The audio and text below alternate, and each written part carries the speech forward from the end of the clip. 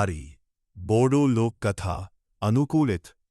बहुत समय पहले एक शांत बोडो गांव में, जो घने जंगलों और बहती नदियों से घिरा हुआ था, लोग हायन बगलारी नामक एक रहस्यमय आत्मा के बारे में बात करते थे। हायन बगलारी एक सामान्य आत्मा नहीं था।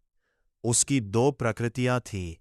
कभी कभी वह कोमल और रक्षात्मक होता था, गांव वालों की देखभाल करता, उन्हें मार्गदर्शन करता और उनके घरों और खेतों से खतरे को दूर रखता।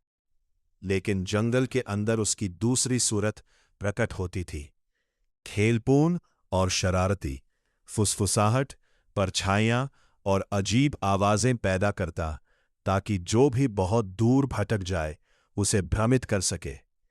एक शाम एक छोटा लड़का लकड़ी इकट्ठा करने के लिए जंगल में गया। जैसे जैसे अंधेरा धीरे धीरे पेड़ों को ढकने लगा, वह हंसी और पत्तियों की सरसराहट सुनने लगा।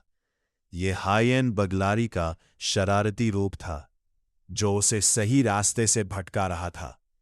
जल्दी ही लड़के ने महसूस किया कि वह खो गया है।